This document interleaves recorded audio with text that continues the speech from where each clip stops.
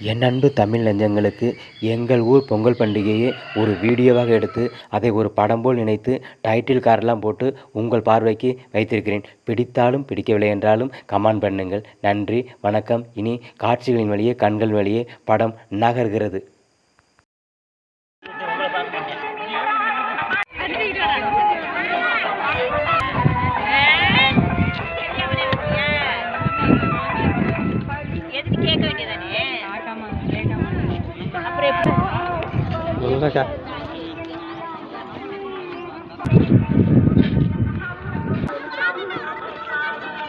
இது எதுக்காக இது பிடிச்சி வச்சிருக்கீங்க? பானை வைக்கும் போது முக்கி வந்து சாயாம இருக்கிறது. சரி சரி.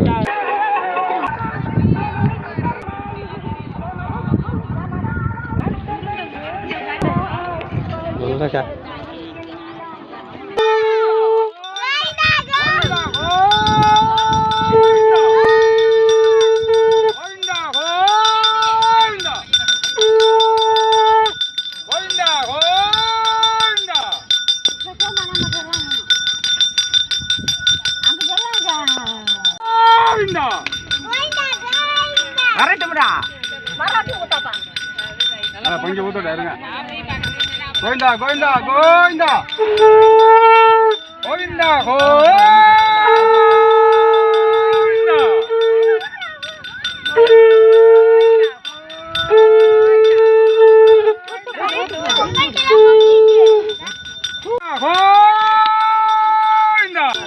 கோவிந்தா கோவிந்தா.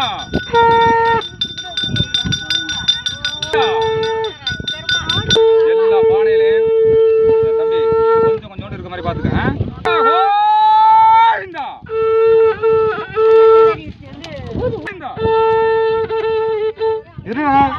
கோவிந்தா கோவிந்தா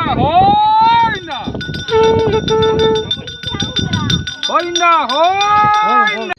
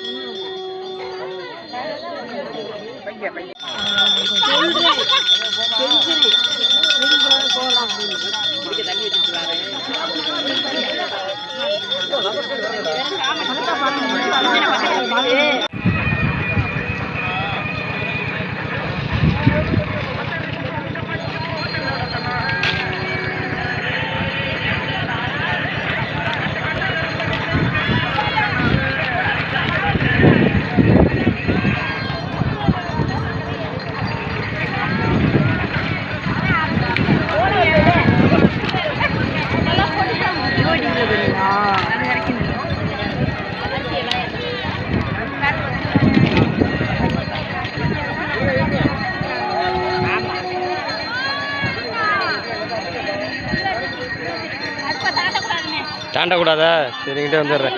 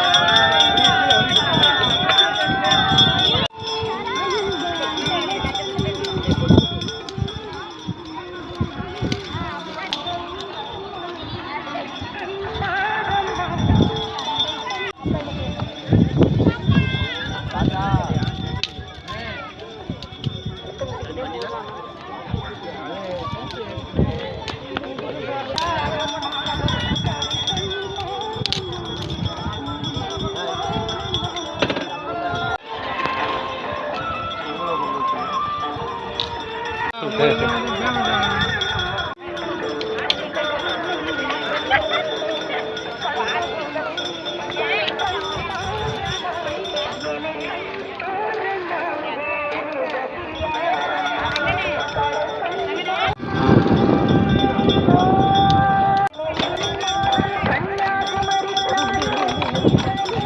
வாழைப்பழத்தை எடுத்து வச்சுருங்க அப்படியே.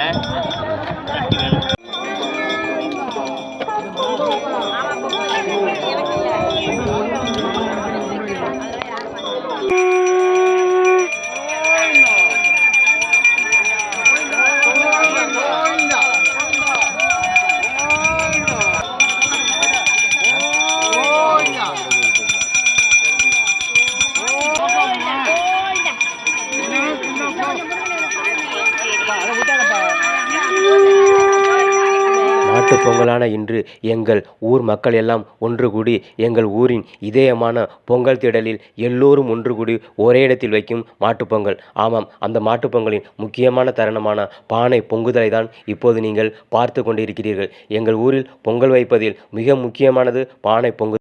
எங்கள் எல்லோருடைய பொங்கல் பானைகளும் மனம் குளிர சந்தோஷம் நிறைவடைய குதூகலமாக பொங்கிவிட்டது.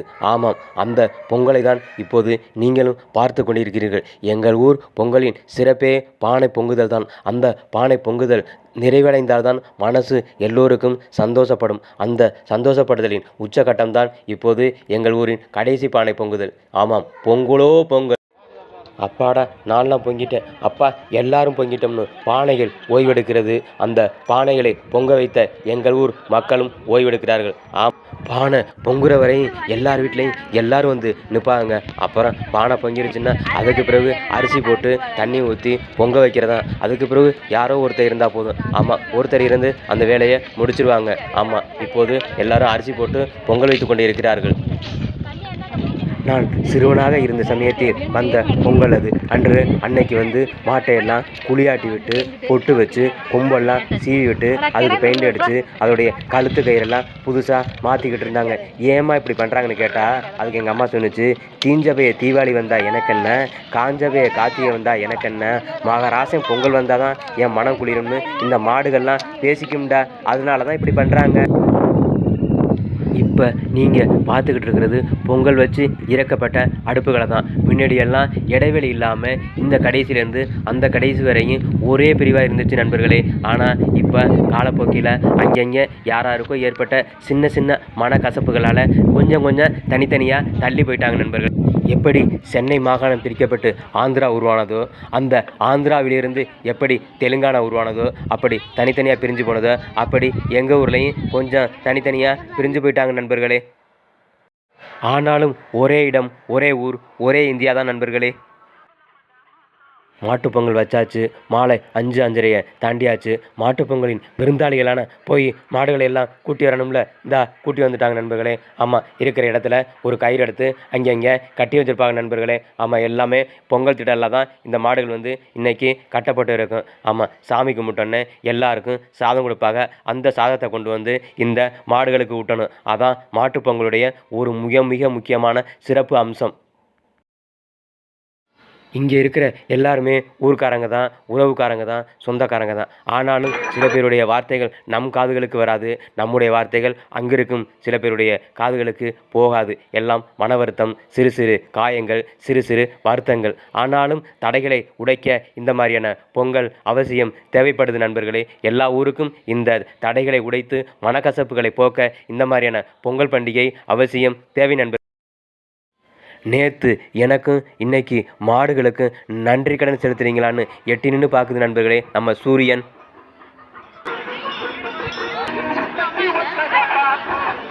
நண்பர்களே, இப்போ நீங்கள் பார்த்துக்கிட்டு இருக்கிறீங்கல்ல, இந்த சின்ன குளம் மாதிரி இருக்குல்ல, இந்த குளத்தை உருவாக்குனது எல்லார் வீட்டு குடத்து தண்ணி தான். ஆமாம், ஒவ்வொருவரும் ஒவ்வொரு குடம், 2 குடம் 3 குடம்னு கொண்டாந்து இங்கே ஊற்றணும். அதுக்கு பிறகு எல்லார் வீட்டு பொங்கல் பானையிலேருந்து எடுத்த பொங்கச்சோறு தான் இது. ஆமாம், ஒவ்வொரு பானையிலேருந்து 2 கரண்டி 3 கரண்டி எடுத்துருவாங்க. அப்புறம் அவங்க கொண்டு வந்த கரும்பு, வாழைப்பழம், வெல்லம் எல்லாத்தையும் இதில் போட்டுருவாங்க. இன்னும் கொஞ்சம் நேரத்தில் அதை பிணைஞ்சு வச்சு அதுக்கு பிறகு தான் நண்பர்களே சாமி கும்பிடுவாங்க. சாமி கும்பிட்ட பிறகு முதல்ல மாட்டுக்கு ஒவ்வொரு உருண்டை கொடுப்பாங்க. நாட்டுக்கு கொடுத்துட்டு சுற்றி 4 மூலையிலையும் மூளைச்சோறு வைக்க சொல்லுவாங்க. அதுக்கு பிறகு தான் சாமி கும்பிட்ட எல்லாருக்குமே பொங்கச்சோறு கொடுப்பாங்க. பொங்கச்சோறு எப்படி இருக்குன்னு தெரியுமா? ஐயோ, அது வேற ரக நண்பர்களே. ஆமாம், எல்லார் வீட்லேயும் வைக்கிற, கோயில்லையும் வைக்கிற எல்லா பொங்கச்சோறுகளும் கொஞ்சம் தள்ளி நின்றுங்க, நான் மாட்டு பொங்கல் வர்றேன் அப்படின்னு சொல்கிற தனி ரக நண்பர்களே, தனி டேஸ்ட் நண்பர்களே இந்த பொங்கல். இந்த நண்பர்களே, முக்கியமான நேரம் வந்து விட்டது. சாமி கும்பிட்றாங்க. நீங்களும் சாமி கும்பிடுங்க. ஆமாம், உங்கள் கண்களின் வழியே, உங்கள் மனங்களின் வழியே நீங்களும் சாமி கும்பிடுங்கள். நமது இயற்கையை, நம்ம உயிர் வாழ தேவையான அனைத்தையும் கொடுக்கிற இயற்கைக்கு அடுத்தபடியாக நம்மளுடைய வாழ்க்கைக்கு, நம்முடைய விவசாயத்துக்கு பேருதவி புரிந்த கால்நடைகள். இன்றைக்கி நாம் இயந்திரங்களின் பின்னால் சென்று விட்டாலும் ஒரு 20 வருஷத்துக்கு முன்னால் நம் குடும்பங்கள் முன்னே போவதற்கு காரணமாக இருந்த கால்நடைகளை என்றைக்கும் நன்றியுடன் இருந்து நாம் இந்த மாட்டுப்பொங்கலை சிறப்பிப்போம்.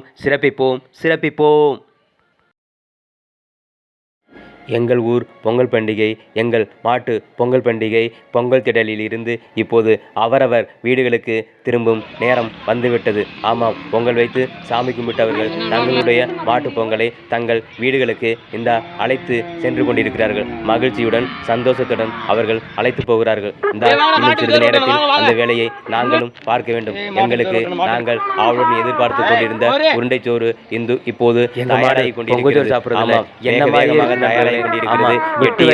எங்கள் கண்கள் எப்படா நம் கைக்கு இந்த பொங்கச்சோறு வரும் என பார்த்து கொண்டிருக்கிறோம். நானில் இருந்து எல்லாரும் பார்த்து கொண்டிருக்கிறோம். வீட்டில் நமக்கு மறுசோறு கிடைக்கிற மாதிரி எங்கள் மாட்டுக்கு மறுசோறு கிடைச்சிருச்சு நண்பர்களே.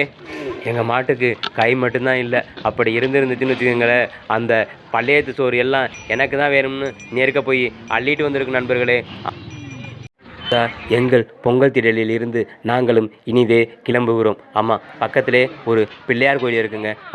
அந்த பிள்ளையார் கோயிலில் எல்லாரும் தங்களுடைய பொங்கல் பானைகளை வச்சு அங்கே பிள்ளையார் கோயிலில் சாமி கும்பிட்டு தேங்காய் உடைச்சு அங்கே ஒரு பொங்கல் வைப்பாங்க. அந்த பொங்கலை எல்லாருக்கும் கொஞ்சம் கொஞ்சம் கொடுப்பாங்க. அதை வாங்கிக்கிட்டு தாங்க வீட்டுக்கு வருவாங்க. அப்படி வீட்டுக்கு வரும்போது எல்லார் வீட்லேயும் விளக்கேற்றி வச்சுருப்பாங்க. ஆமாம், கொண்டாந்து பொங்கல் பானையை வீட்டில் வச்சு விளக்க தொட்டு கும்பிட்டு விட்டால் மாட்டு பொங்கல் இனிதே நிறைவடைகிறது. எல்லோரும் உங்களுடைய மாட்டுப்பொங்கலை என்றும் சிறப்பாக கொண்டாடுங்கள். பெரும் மனம் கொண்ட அத்தனை தமிழ் உள்ளங்களுக்கும், யூடியூப் நெஞ்சங்களுக்கும், என்னை சப்ஸ்கிரைப் பண்ணி வைத்திருக்கும் அந்த அன்பு இதயங்களுக்கும், சூரிய உதயத்தில் ஆரம்பித்து சூரிய அஸ்தமனத்தில் என்னுடைய ஒரு சிறு முயற்சியை முடிக்கிறேன் உங்களின் பேராதரவுடன்.